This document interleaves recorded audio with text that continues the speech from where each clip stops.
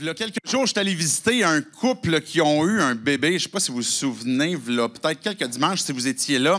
On a baptisé une personne qui est avec nous depuis un certain temps, qui est Marie-Soleil. Et puis, on avait Lévi aussi, qu'on avait baptisé, il y a peut-être, je ne sais pas, à peu près un an.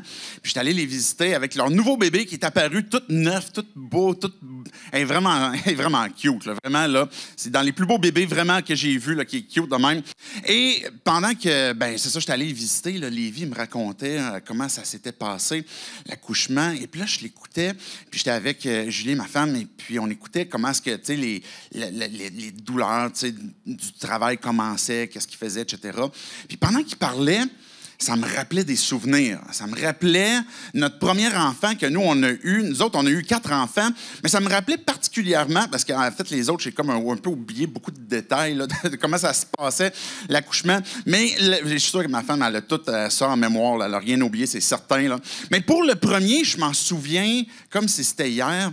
Et là, je me souvenais comment est-ce que, quand notre fils Benjamin est arrivé, comment est-ce que tout ce qui a été précédé a été quand même un travail difficile là, pour ma femme. Là. J'ai vu comment est-ce qu'elle a été longtemps en travail parce que là, le bébé était comme dans la mauvaise position. Il avait comme le nez par en haut. Il fallait qu'il aille ça par en bas. Et puis là, là, ça devenait de plus en plus compliqué. Elle souffrait beaucoup. Puis la personne qui venait faire pour l'anesthésie, n'arrivait pas. Puis je me disais, comment ça se fait qu'elle n'arrive pas? Il me semble qu'il y a juste ça à faire, lui. Ça a l'air que non. Il y avait d'autres femmes qui accouchaient aussi. Et puis, finalement, il est arrivé comme vraiment tard. Ça a pris comme 12 heures de travail. Et puis là, finalement, notre garçon Benjamin, il est arrivé, il est venu au monde. Une grosse tête, là, de genre une boule de quai, là, vraiment. Je comprenais pourquoi ça a été dur.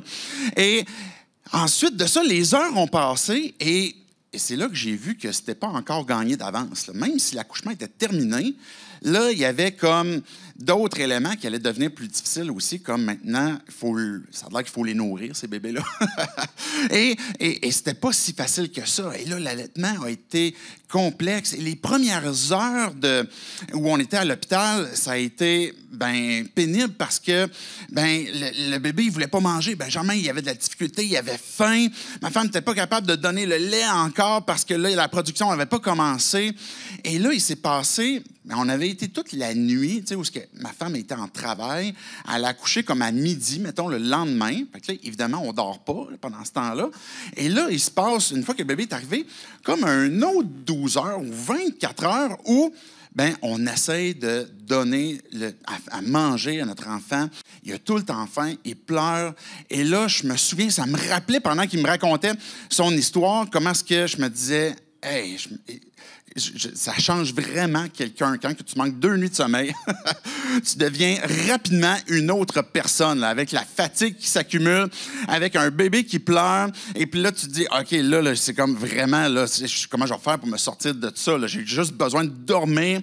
Et puis, je me souviens qu'on se couchait, puis là, on disait qu'il a dû manger, on devrait être correct. Puis 15 minutes après, il se réveillait en pleurant. On pensait devenir fou. Et puis après ça, je me souviens, là, je suis comme, OK, chérie, je te laisse avec les infirmières pendant un temps. Pas je te laisse, là, ça coûte pas, tu sais, j'arrête pas ça là. Je te laisse à l'hôpital avec les infirmières, là, comme peut-être, je sais pas, l'après-midi, là, puis là, il faut que j'aille à la maison, il faut que j'aille prendre une douche, il faut que j'aille dormir. Puis après ça, je suis revenu, puis j'étais comme une nouvelle personne. Là. Juste 6 heures et une douche, ça m'a complètement changé. Mais je me souviens, les premiers temps qu'on a eu notre premier enfant, comment ça a été difficile dans nos vies, dans un sens personnellement, parce que là, il y a des bouleversements qui sont quand même majeurs. Et puis, dans les premiers jours, dans les premières semaines, les premiers mois aussi, et comment est-ce que ça change nos vies et qu'on se retrouve dans des moments où on a moins à donner. On est fatigué. On n'est pas à notre meilleur. On a peut-être de l'irritation qui s'est cumulée avec le temps. Il y a des situations dans lesquelles on a de la difficulté à s'adapter. Et l'amour qu'on pourrait partager dans un couple devient plus difficile parce qu'on est tellement au minimum de ce qu'on est capable d'avoir et de donner qu'on ne sait pas comment est-ce qu'on va faire pour bien prendre soin même de l'autre, de notre couple. Ça, c'est juste un exemple de ce qui peut arriver dans une vie. Il peut arriver toutes sortes de choses dans nos vies qui viennent transformer, le couple, qu'on doit s'adapter et qu'on se retrouve dans une situation où mais comment je vais faire pour aimer? Comment je vais faire pour vraiment... On vient de lire Cantique, on vient de voir comment est-ce qu'ils sont d'un amour passionné, comment est-ce que c'est beau, comment est-ce qu'ils ont de l'air... On a vu, c'est vrai qu'il y avait comme un épisode, on a vu conflit, donc c'est arrivé, mais on voit en même temps ce processus-là, puis ça a l'air comme vraiment beau ce qu'ils vivent, puis comment est-ce que moi je vais faire pour vivre cet amour-là qui est beau? À travers les années de ministère que Dieu m'a donné pour prendre soin, par exemple, des gens puis des couples, mais j'ai vu que tous les couples sont concernés par, à un moment donné, un jour ou l'autre, ben, on a l'impression que notre banque, notre réservoir est vide puis qu'on n'a plus grand-chose à donner.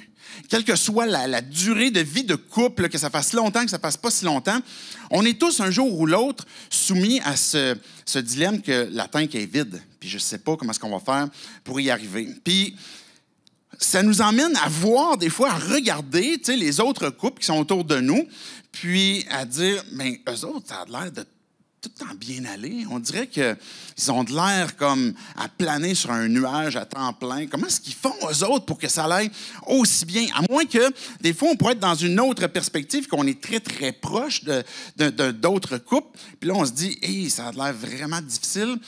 Mais généralement, les choses que j'entends, même quand j'accompagne d'autres couples, c'est comment est-ce qu'ils font, eux autres? Puis là, on mentionne différents couples, puis ça va aussi bien. Puis, je vous ai posé la question hier sur, si vous avez participé sur Facebook, sur le groupe communauté, pour savoir qu'est-ce que vous en pensez, votre regard sur les autres. Considérez-vous que les couples qui vous entourent sont comme vraiment en amour, que ça a l'air d'être pénible, que c'est compliqué, et puis il y en a d'autres qui se sont ajoutés aussi. Je trouvais ça intéressant. Est-ce que vous trouvez que, par exemple, quand vous regardez les autres, et puis j'ai pris le temps de spécifier, parce que si vous avez voté comme « c'est vraiment pénible », ben c'était pas comme un aveu de comme « voici mon couple ». Entre autres, tu sais, il y a 7 il y a 3 personnes qui ont voté que leur perspective pourrait être que c'est tellement pénible. Puis ma femme fait partie de ces 3-là. Fait que j'espère que c'était pas parce que c'est envers nous-mêmes. Non, mais je peux comprendre pourquoi elle a dit ça. Puis je pense qu'elle a voté pour une des réponses qui a été donnée comme pour l'ensemble. Finalement, on pourrait dire que c'est tous les choix de ça, là. On pourrait voir que, en fait, vous étiez 42 qui a voté en disant que quand on regarde les autres couples, ben notre perspective, c'est que ça a l'air vraiment cool, qu'est-ce qu'ils vivent. Un 7 que c'est pénible. Un 31 que c'est compliqué. Ça fait même partie de plus en plus des statuts officiels de couple aujourd'hui. On ne peut pas dire qu'on est en couple, on n'est pas célibataire, c'est compliqué. Il y en a qui ont ajouté, ben c'est un peu comme jouer à la loterie. J'aurais été intéressé de savoir, Émilie Savard, qu'est-ce qu'elle voulait dire. Là, puis peut-être que tu t'espères pogner le bon, puis tu te réalises peut-être plus tard. Tous les choix, c'est comme une deuxième job. C'est intéressant aussi comme vision des choses. Ça demande beaucoup d'investissement et tellement enrichissant. Fait que ça, c'est Paul qui avait écrit ça. Paul, je pense que tu voulais gagner des points avec ta femme, hein?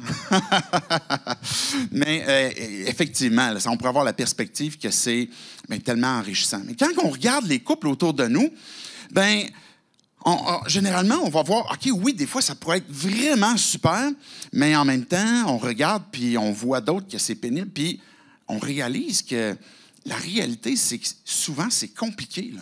Souvent, c'est pas si simple que ça que de vivre à deux puis de réussir à faire un bon fit avec 2 personnes qui sont différentes, avec des valeurs différentes, avec des façons différentes de voir la vie. La façon qu'on dépense l'argent, par exemple. Moi, ce que ma femme achète, c'est tout le temps trop cher. Même si c'est un rouge à lèvres, c'est trop cher. Mais moi, quand j'achète une moto, elle était vraiment pas chère. Vous comprenez? On pense souvent comme ça, où on va se dire, ben, OK, ce que l'autre va acheter, c'est trop cher. Ce que moi, c'est correct. Mais 2 personnes qui vivent ensemble sont constamment tendues à savoir, ben, on a besoin de trouver le bon pace, le bon rythme pour qu'on puisse fitter ensemble. Et la réalité nous montre que ben, souvent, c'est compliqué. Et non seulement ça, mais quand on regarde que nos couples, ça peut être compliqué, mais même notre contexte québécois, ben, ressemble peut-être pas tant que ça à ce qu'on voit dans le Cantique des Cantiques, ou du moins de moins en moins. Si on parle d'un idéal, ce que l'on voit, par exemple, dans le Cantique, d'un couple, par exemple, que les deux se sont mariés vierges, et puis là, après ça, ils ont appris à se connaître, et puis là, ils ont eu une sexualité comme pleinement épanouie, ils ont eu un conflit, mais même dans un conflit, ça semblait quand même se régler facilement, et puis ils ont vécu longtemps, ils vécurent heureux, ils eurent beaucoup d'enfants. On pourrait regarder ça des fois avec un œil cynique en se disant, mais c'est pas notre contexte, c'est pas ce qu'on vit. Au Québec, on se marie de moins en moins. Les couples mariés sont en minorité comparativement aux couples qui sont à côté ou qui vivent ensemble et c'est ça, qui ont décidé de faire la vie commune. Ça fait partie de notre contexte. Et de moins en moins, même les couples qui vont se marier, cette idée, par exemple, de virginité au mariage en tout cas, dans l'Église, on comprend que ça fait partie des choses que Dieu nous a laissées comme héritage, puis on peut comprendre le pourquoi ou on veut comprendre le pourquoi, mais quand on est dans notre société sans nécessairement avoir ces valeurs qui sont attachées à ce que les Écritures disent, ça ne fait pas de sens que de dire « je voudrais garder ma sexualité pure pour le mariage ». On va vouloir soit expérimenter avant puis s'assurer de différentes choses pour que ça puisse avoir lieu.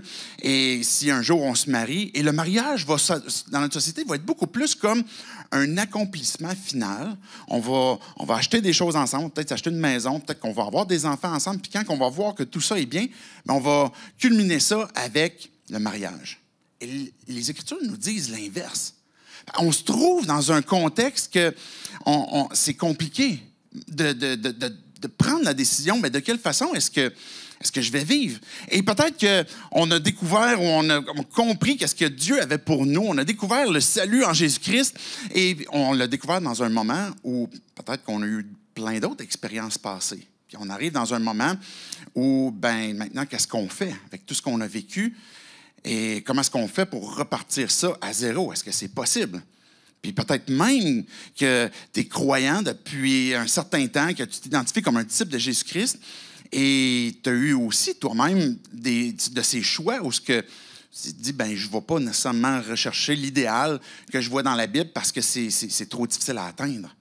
Et quand on regarde, on pourrait se disqualifier quand on regarde justement ce contexte qu'on pourrait voir idéal qui nous est dépeint dans les Écritures, puis se dire, il me semble que c'est beaucoup plus complexe que ce qu'on voudrait nous laisser croire, et que finalement, même de plus en plus aussi, on a ce dilemme assumé, je dirais, même par rapport à notre identité sexuelle. Comment est-ce qu'une personne qui a, par exemple, une attirance homosexuelle, comment est-ce qu'elle va réussir à fitter ou comment est-ce qu'elle va traiter son approche avec Dieu si elle se dit, moi-même, j'ai l'impression que je suis comme tellement loin de l'idéal que est-ce que ça vaut la peine que je cherche à découvrir qui est Dieu? Est-ce que vous êtes avec moi? Oui. OK. Et ça, c'est le contexte dans lequel on se retrouve des fois que c'est compliqué. Et ce que je veux voir avec vous en la conclusion de notre série, c'est ce qu'on va pouvoir tirer comme vérité en ce qui concerne l'amour dans Cantique des Cantiques au chapitre 8. C'est un peu la conclusion. Je vous avais expliqué au cours de la série comment est-ce que le livre des Cantiques est en fait comme un grand poème qui est basé un peu comme un crescendo qui se fait au milieu. On appelle ça un chiasme. Donc, il y a des parallèles qui se font comme entre le début et la fin, et puis ça se rejoint au milieu. Et puis, ce crescendo qui se fait au milieu, ce chiasme-là, c'est la relation intime, cette sexualité où ce que le couple vit l'idéal. Et là, on se retrouve au chapitre 8, qui est un peu comme le début, mais qui apporte les conclusions de ce qu'on va voir de la relation amoureuse. Et ce que je veux nous amener à découvrir, c'est voir comment est-ce que l'amour qui nous est dépeint dans Cantique des Cantiques au chapitre 8, que ultimement, ça va refléter Dieu. Ça va refléter l'amour de Christ pour nous. Je disais tantôt qu'on peut être dans un contexte où on a l'impression qu'on n'est pas dans un idéal, parce qu'on a eu soit un passé, soit il y a une attirance qui est peut-être contraire à ce que Dieu voudrait. On a peut-être notre couple est en train de battre de l'aide, peut-être qu'on est dans une situation qu'on est séparé ou divorcé, on est à côté. Et qu'est-ce que Dieu a à nous dire sur l'amour que lui a pour nous? Et c'est ça qu'on a besoin de se rappeler pour que nos vies soient transformées. Je ne veux pas que vous quittiez avec cette série de Cantiques des Cantiques, avec le fardeau de il faut que j'aime avec l'amour idéal, mais c'est difficile, puis j'y arriverai pas parce que c'est trop parfait. Mais comment est-ce que l'amour que Dieu a pour toi, puis ce qui nous est dépeint dans le Cantique, va nous amener à lever les yeux vers lui, à espérer en lui, puis à le laisser transformer nos vies. Je vais prier, puis après ça, on va regarder Cantique chapitre 8, on va regarder les versets 4 à 14, qui sont les derniers versets qui vont nous apporter cette conclusion-là. Dieu, on veut te dire merci pour ta parole, merci parce qu'on a l'occasion de lire ce texte qu'on a pu voir au cours de la série. On te prie que tu puisses venir nous parler à chacun d'entre nous, parler à nos cœurs et nous montrer, Dieu, comment est-ce que tu veux transformer nos vies, comment est-ce que tu veux nous révéler ton amour qui est parfait, et comment est-ce que ça peut justement transformer notre façon de voir, notre façon d'aimer, puis de se laisser aimer à cause de toi. C'est en ton nom, Jésus, compris ces choses. Amen. On commence au verset 5. Je vais lire, en fait, section par section. Et ce qu'on va découvrir ensemble au fur et à mesure qu'on va lire, c'est ce que c'est l'amour. L'amour, c'est, et on va regarder les versets qui nous ont apporté différentes perspectives sur ce que c'est. Regardez le verset 5.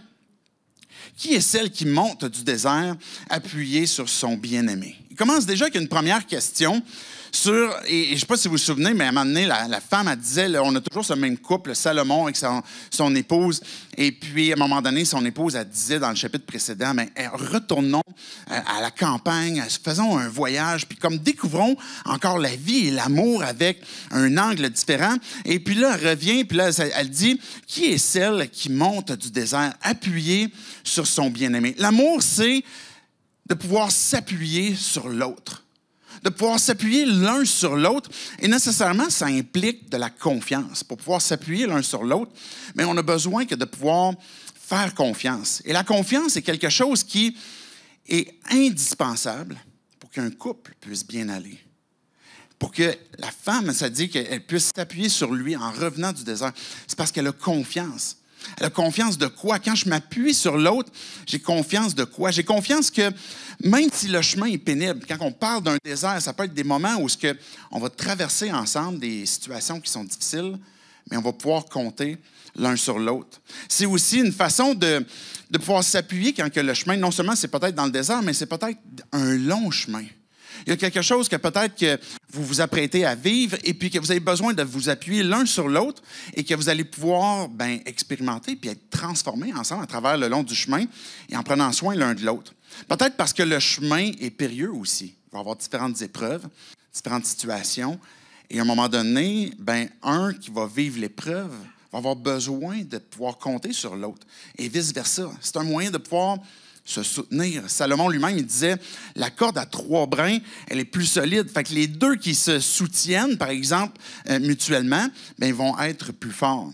Peut-être que parce que aussi, le besoin de s'appuyer l'un sur l'autre, c'est parce que des fois, il va y avoir des situations où ça va monter, ça va être plus difficile, ça va demander plus d'énergie. Des fois, ça va descendre, ça va être un peu plus facile peut-être. Et peut-être qu'il va y avoir des situations justement qui vont nous amener à changer. Et le fait d'être appuyés l'un sur l'autre, on va pouvoir développer la confiance. On va pouvoir développer ce sentiment sur lequel je peux m'appuyer. La confiance, c'est quelque chose qu'il faut donner. Quelque chose qu'on a besoin de se dire à un moment donné, je décide de faire confiance à l'autre. Et on a besoin aussi de prendre la décision oui, d'accorder la confiance, mais aussi de comprendre que j'ai besoin d'avoir cette transparence pour gagner aussi la confiance, pour que ça puisse se bâtir et qu'on puisse expérimenter justement cet aspect que l'amour, c'est de pouvoir s'appuyer l'un sur l'autre.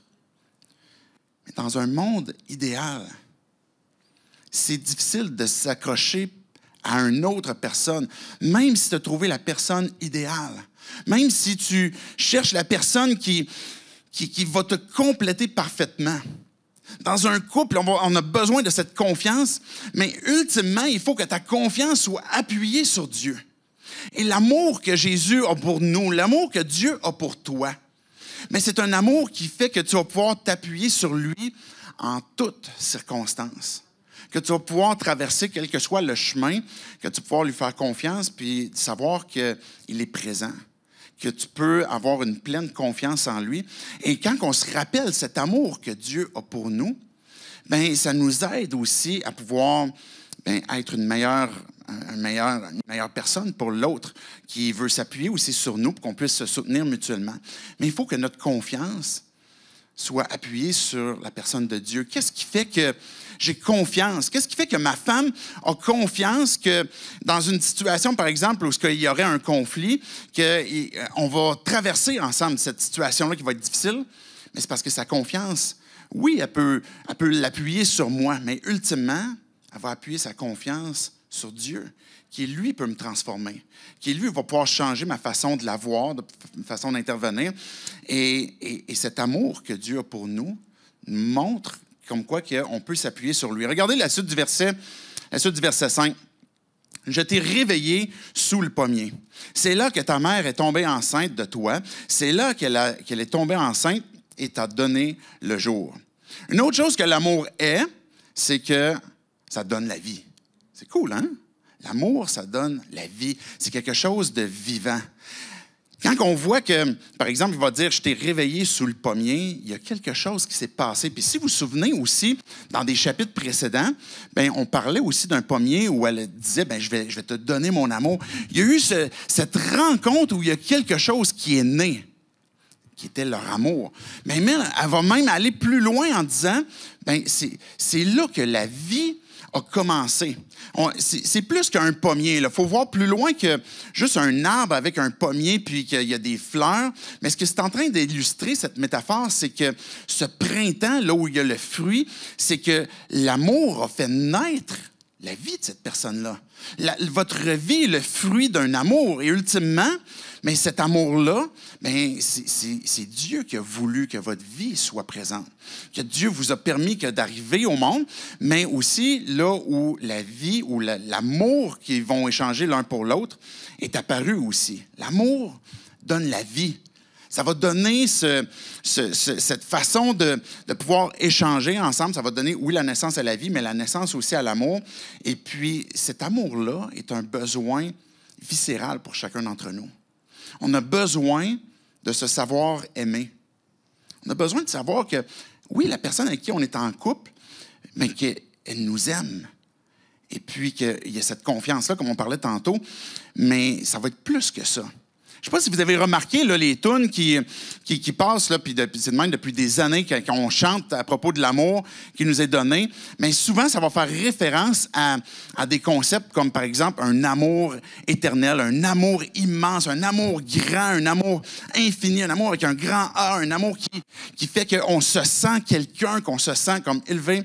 Je ne sais pas si vous avez remarqué ça. Oui. OK. Mais cet amour-là, ça nous révèle, même ce qu'on va comme illustrer en poème, c'est qu'on est à la recherche de quelque chose. On est à la recherche que j'ai besoin d'être aimé. J'ai besoin d'aimer aussi. Et c'est la raison pour laquelle dans notre société, puis de toute société, on a envie de pouvoir partager la vie avec une autre personne parce que ça fait partie d'un besoin viscéral, ça fait partie de la vie. Mais ultimement, mais cette vie, cet amour-là qui nous est donné, ce qu'on est à la recherche, c'est cet amour qui vient de Dieu. Que seul lui peut nous donner cet amour éternel, cet amour qui va faire en sorte qu'on va se sentir vivant, qu'on va se sentir quelqu'un. Et puis, je ne sais pas si vous vous souvenez, si vous étiez là, on avait fait une série, POV, le point de vue de Dieu sur nos vies. Puis, que Dieu nous dit, tu es aimé. On a besoin de se souvenir que je suis aimé, je suis chéri, je suis désiré de Dieu. Et ça, c'est ce qui nous permet de remplir la tank. C'est ce qui nous permet d'avoir une autre perspective sur le fait que je suis dans une situation où j'ai l'impression que je vais avoir de la difficulté à aimer, mais le fait de savoir que peu importe ton parcours, peu importe qui tu es maintenant, tu es aimé d'un amour infini, d'un amour inconditionnel de Dieu. Et ça fait partie de notre besoin de se savoir que Dieu il a désiré qu'on soit là. Dieu, il veut avoir cette intimité avec nous. Et cette relation qu'on voit dans le Cantique des Cantiques est en train de nous pointer ultimement à une relation qu'on aspire tous à quelque part, que de pouvoir vivre cette intimité avec Dieu. Regardez le verset 6. Fais de moi comme une empreinte sur ton cœur, comme une empreinte sur ton bras. On en a parlé brièvement il y a 2 semaines. Cette empreinte, ou bien d'autres traductions vont dire le sceau. L'amour, c'est un engagement. C'est ce que c'est aussi l'amour. On vient de voir que l'amour, ça donne la vie. L'amour, c'est de pouvoir s'appuyer sur l'autre. Mais l'amour, c'est un engagement. C'est plus qu'une entente pendant un certain temps. L'autre fois, je courais. Et puis, j'étais en train d'écouter ma musique. Et puis, pendant que j'écoutais ça, à un moment donné, la musique n'arrêtait pas comme de laguer. Je disais, c'est quoi le problème? Et puis là, je réalisais que mon Internet ou mon data, comme il ne rentrait pas comme il faut. Puis, j'avais eu des problèmes aussi à la maison avec l'Internet. Puis, comment ça ne rentrait pas super bien comme il faut. Et qu'est-ce qu'on fait quand on a une entente, par exemple, avec un fournisseur Internet, puis à un moment donné, ça ne marche plus? On change. On change de fournisseur, puis maintenant, on se dit, OK, il y en a sûrement un autre qui va m'offrir quelque chose de mieux. Et puis, je vais aller, je cherche mon Internet dans un autre, avec une autre entente, un autre contrat. Et quand on a des problèmes comme ça, c'est ce qu'on fait, on va changer. Mais ce qui est contraire avec l'amour, ce que Dieu nous montre, que ce que c'est l'amour, c'est que c'est un engagement, c'est pas un contrat, c'est pas une situation où OK, tu vas être celle qui va pouvoir m'apporter le plus, puis à partir du moment que ça marche plus, on va arrêter. C'est que l'amour est fondé et basé sur un engagement, sur une décision on va vivre ensemble, on va marcher ensemble. Et il va y avoir des situations qui vont peut-être être plus difficiles, il va y avoir des situations qui vont être idéales, qui vont être, comment je disais ça tantôt, là, comme tellement génial. On va traverser ces situations-là, mais ce qui fait qu'on va pouvoir marcher ensemble, c'est justement parce qu'il y a un engagement. Le fait qu'on parle d'une empreinte sur ton cœur ou sur ton bras. Et puis là, on parle aussi de sceau, c'est que c'est quelque chose qui reste. Place-moi sur ton cœur. Place-moi sur ton bras. Et je fais juste une citation d'Éphésiens 5, là, je pense que je l'ai apporté. Là. Mais Éphésiens va nous parler de l'amour que Dieu a pour nous. C'est qui est l'illustration du mariage qui, ultimement, nous emmène à découvrir ce que c'est notre relation aussi avec Christ. C'est pourquoi l'homme quittera son père et sa mère, s'attachera à sa femme et les deux ne feront qu'un. Fait que ce que Dieu est en train de nous dire, c'est voici la déclaration de ce que c'est le mariage. Mais là, il va poursuivre en disant, mais ce mystère, le mariage, ultimement, c'est en train d'illustrer quelque chose d'autre. Ce mystère est grand. Et je dis cela par rapport à Christ et à l'Église. Du reste, que chacun de vous aime sa femme comme lui-même et que la femme respecte aussi son mari. Ce que Dieu est en train de nous dire, c'est que cette relation où il y a un engagement, c'est ce que Christ nous a révélé quand il a décidé de nous aimer. Il a décidé de donner sa vie et puis il a décidé de sceller ça dans une alliance. C'est la raison pour laquelle on appelle ça une nouvelle alliance, où on a cette certitude comme quoi que Dieu nous a donné la vie éternelle, qu'on va avoir cette intimité avec lui pour toujours. Mais cette illustration de Dieu avec son Église révèle à quoi est l'engagement aussi dans un mariage qui permet que on va traverser ensemble différentes tempêtes. Je continue d'avancer. L'amour résiste. L'amour, regardez, je vais poursuivre le verset, je poursuis le verset 6, là. Fais de moi comme une empreinte sur ton cœur, comme une empreinte sur ton bras, car l'amour est aussi fort que la mort. C'est intéressant parce qu'il va employer comme un mot qui, généralement, on ne va pas nécessairement trop associer avec la mort. On va vouloir utiliser la vie pour parler de l'amour. Mais il va dire que la mort est aussi fort que, il ressemble à ce que c'est l'amour. C'est-à-dire que s'il y a une certitude qui existe dans la vie, c'est bien la mort. On va tous mourir un jour ou l'autre. Et ce que Dieu est en train de nous dire, c'est que l'amour va toujours résister. L'amour va toujours exister, va toujours être présent. C'est aussi fort que la mort. Et chacun d'entre nous, à un moment donné, on a vécu des situations où on s'est dit, OK, j'ai l'impression de ne pas avoir aimé de cette façon-là, tant aussi intensément que ce que c'est la mort. Et c'est la raison pour laquelle c'est en train de nous montrer de quelle façon est-ce que Dieu nous aime? De quelle façon est-ce que Dieu a lui-même donné sa vie pour prouver son amour qu'il y a envers nous? Pour qu'on puisse savoir que rien va nous empêcher que de pouvoir être réconciliés avec lui. Qu'est-ce qui va nous ravir de sa main? Qu'est-ce qui va nous séparer de son amour? Qu'est-ce qui va nous éloigner? Est-ce que ça va être, même Paul va dire dans Romains 8, est-ce que ça va être les anges? Est-ce que ça va être comme la profondeur, la hauteur? Qu'est-ce qui peut nous séparer de l'amour? Il n'y a rien. Et cet amour que nous montre finalement que Dieu a envers nous, c'est que c'est un amour qui résiste. Quand que vous voyez Dans 1 Corinthiens 13, vous avez déjà entendu parler peut-être de ce texte-là, qui est souvent cité dans des mariages, qui est un amour comme idéal. L'amour croit tout, il supporte tout. Je ne sais pas si vous avez d'autres Bibles. Il pardonne tout. L'amour, il espère tout. Mais j'en ai oublié plusieurs bouts. Là. Mais en tout cas, vous le lirez, 1 Corinthiens 13. Et quand on regarde Cantique chapitre 8, c'est un peu comme le roman, pas romain, mais 1 Corinthiens 13, mais de l'Ancien Testament, où on voit cet amour qui est révélé à travers ce couple-là, qui est l'idéal, puis qu'on dit, OK, l'amour, il supporte tout. Il ne va jamais faillir, il ne va jamais manquer, il ne va jamais être absent. C'est un amour qui est parfait. Et cet amour qu'on peut voir, qui est aussi fort que la mort, mais c'est uniquement celui que Dieu a pour toi. Que Dieu t'aime d'un amour qui est infini, puis il n'y a rien qui va faire que l'amour que Dieu chérit pour nous va faillir un jour ou l'autre. Qui va se dire, OK, là, ma tank est vide. Ça n'arrivera pas.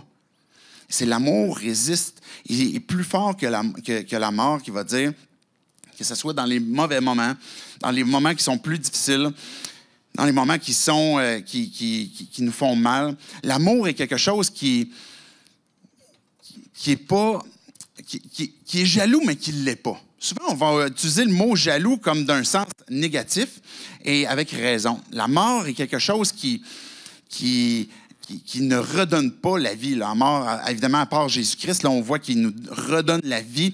Mais quand que la mort tient quelqu'un, ben, elle ne le redonne pas. Il y a cette notion comme quoi que on est aimé d'un amour qui est exclusif.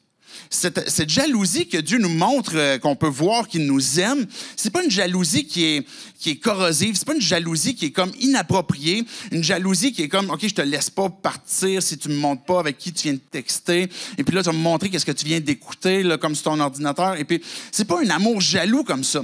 Quand on voit, parce que c'est un terme que vous allez voir dans la Bible, comme quoi que Dieu est jaloux, ben c'est un amour comme quoi que il désire cette exclusivité, puis il veut qu'on puisse avoir cette intimité avec lui. Donc, ce n'est pas un aspect négatif où Dieu est comme, il n'a pas assez confiance en lui, puis qu'il est comme toujours en train de, hey, tu sais, je suis un Dieu jaloux, attention, je vais te lancer un éclair. Mais plutôt, j'ai ce désir d'être avec toi en intimité. Et cet amour, il est plus fort que tout. C'est dans ce sens-là qu'il ne va jamais faillir, il ne va jamais manquer. C'est un amour qui est parfait.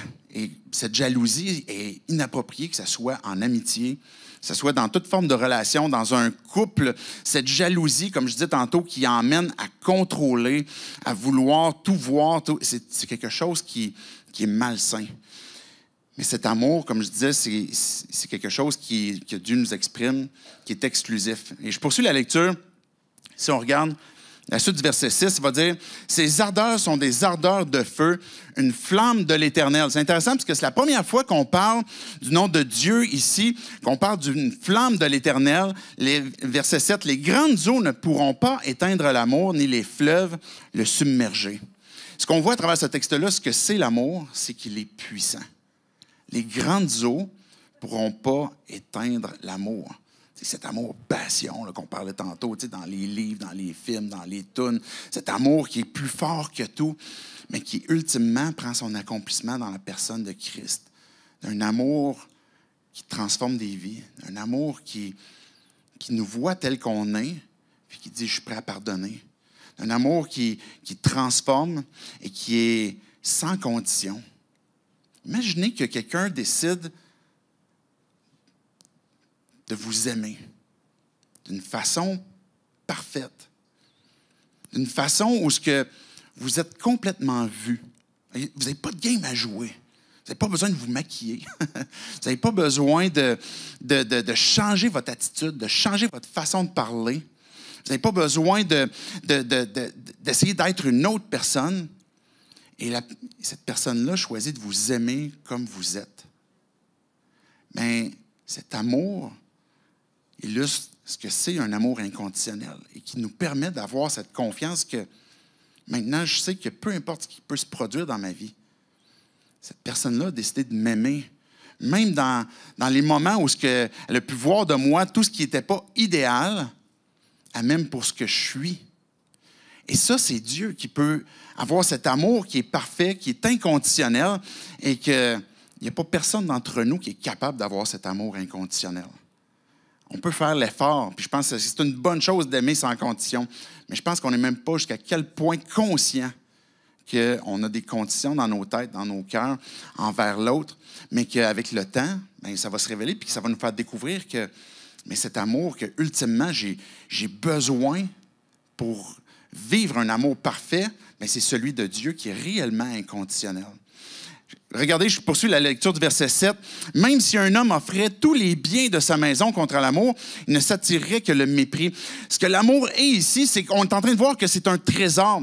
L'amour, j'avais envie de dire, l'amour, ce qu'il fait, c'est que ça valorise, ça donne une valeur. Quand on place, par exemple, à l'époque, on pouvait faire fondre de l'or puis le mettre sur des trucs, et puis on fait ça encore aujourd'hui, évidemment, là, mais on pouvait comme donner une valeur à certaines choses avec ce qu'on allait plaquer dessus, ce qu'on allait mettre dessus. Et l'amour qui est en train de vous envelopper, qui est en train de nous envelopper, bien, il vient apporter une valeur à qui vous êtes. Et quand évidemment, on a cet amour dans un couple qui va s'expérimenter, mais ce que Salomon est en train de dire, c'est quelqu'un qui voudrait acheter ça, là, il va juste s'attirer le mépris. Parce que tu n'auras jamais assez d'argent pour pouvoir payer ce type d'amour-là, qui est un trésor puis qui va valoriser et qui, ultimement, bien, va apporter cette valeur que tu as, parce que c'est l'amour que Dieu porte pour toi. C'est l'amour que Dieu a concrétisé en offrant sa vie, en donnant son Fils, puis Jésus en donnant sa vie, et qui va venir finalement apporter cet amour que même si on voudrait vendre notre maison, même si on voudrait vendre tout ce que l'on a pour l'avoir, mais tout ce qu'on peut faire, c'est l'accueillir. C'est qu'on peut le recevoir par sa grâce. Je vais lire les versets 8 et 9, OK? Si vous êtes bien assis, je vais vous expliquer ce que ça veut dire et je vais conclure en quelques instants sur les derniers versets et avec les derniers conseils que ça nous donne. Verset 8. « Nous avons une petite sœur qui n'a pas encore de poitrine. Que ferons-nous de notre sœur le jour où on la réclamera?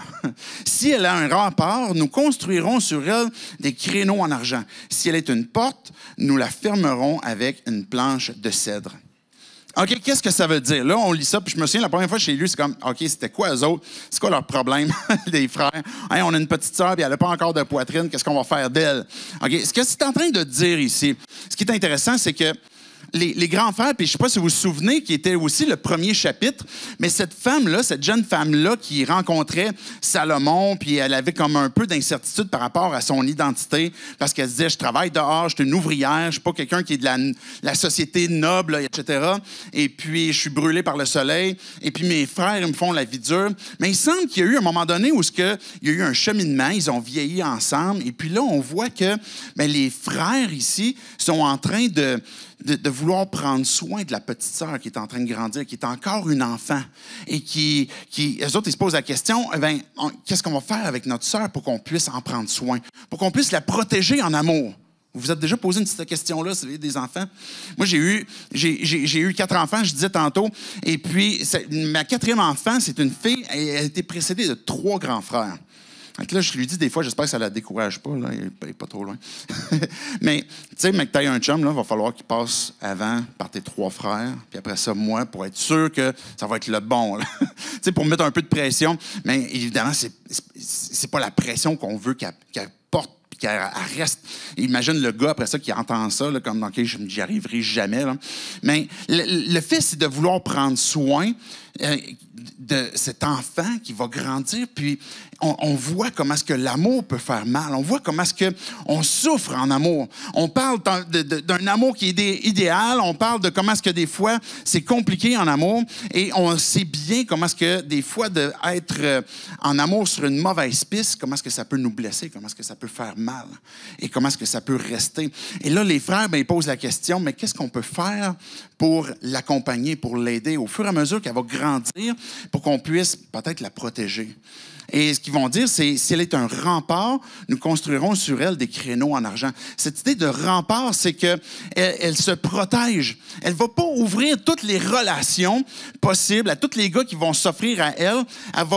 Cette idée de rempart, c'est ce qui protège le centre de la ville. Fait qu'elle va prendre cette décision de, je ne vais pas comme accueillir le premier venu. Et puis là, les frères, ce qu'ils vont dire, c'est on va la soutenir, on va la supporter, mettre ses créneaux comme on va approuver, on veut comme être derrière elle pour ça. Mais si elle est une porte qui laisse entrer comme n'importe qui, mais il va falloir qu'on en prenne soin et qu'on la retienne pour qu'elle puisse faire les meilleurs choix possibles pour sa vie parce qu'on sait comment est-ce que ça peut lui coûter cher.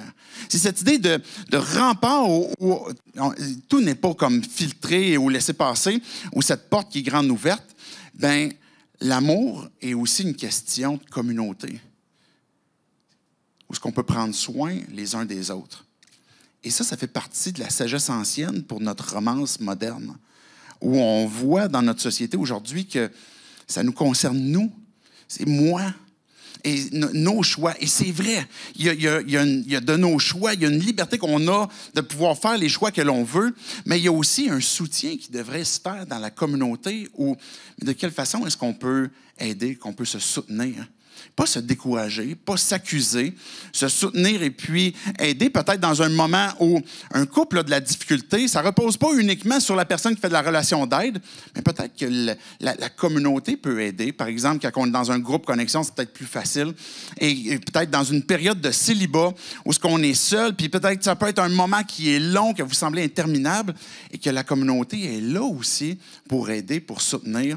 Ça peut être dans des moments où il y a des divorces, où il y a une séparation, il y a une difficulté de cœur qui se fait, le couple a besoin d'être renouvelé, mais que la communauté est là aussi pour soutenir et pas pour condamner, pour accuser, pour décourager, mais pour aider. Et c'est ça cet élément de sagesse qu'on peut tirer de ces frères qui sont en train de dire, bien, de quelle façon est-ce qu'on va pouvoir prendre soin de notre petite sœur qui est en train de grandir. Et regardez le verset 10. La femme, elle va prendre la parole et elle va dire, « Je suis un rempart et mes seins sont comme des tours. À ses yeux, j'ai été pareil à celle qui trouve la paix. » Salomon avait une vigne à Baal-Hamon. Il a confié la vigne à des gardiens. Chacun apportait 1000 pièces d'argent pour récolter son fruit. On arrête là pour un instant. Ce que cette femme-là est en train de dire, c'est que j'ai été un rempart.